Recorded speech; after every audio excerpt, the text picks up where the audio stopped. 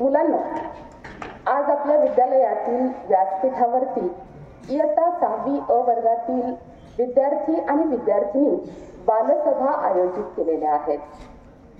या सभेसाठी अथक परिश्रम घेऊन नियोजनपूर्वक कार्यक्रम संपन्न करणाऱ्या कुमारी मालेकर मॅडम, तसेच त्यांना सहकार्य करणाऱ्या पाठक मॅडम आणि नवीन नवीन कल्पना सुचवणारे सर्व अध्यापक बंधू भगिनींचं मी प्रथम सर्वांचं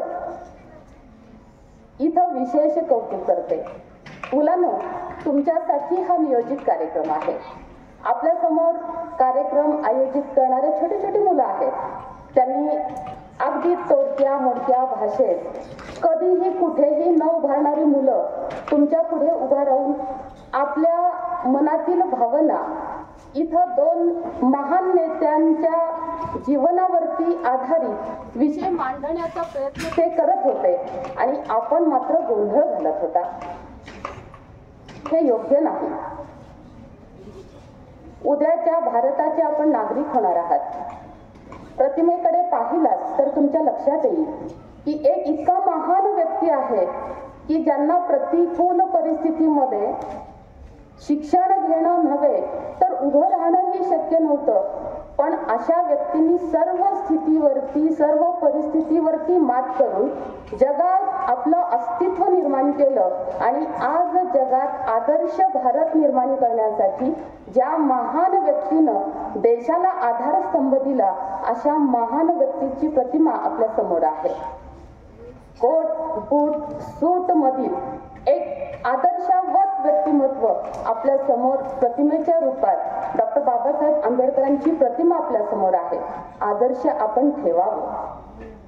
शेजारीच संत गाडगे बाबांचं ही प्रतिमा ठेवण्यात आलेला आहे. प्रतिमा पाहिल्यानंतर आपल्याला वाटेल की एखाद्या अवलियाची प्रतिमा इथे आहे. डोक्यावरती फटकं कापड आहे, अंगावरती चिन्हांचा पोशाख आहे, पण तरी सुद्धा समाजात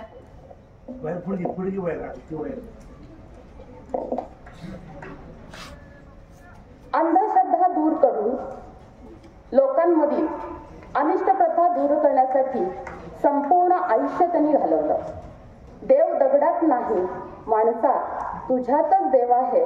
देवाचं दर्शन माणसांमध्ये घडवून देणारा असा महान महाराष्ट्रातील व्यक्तिमत्व.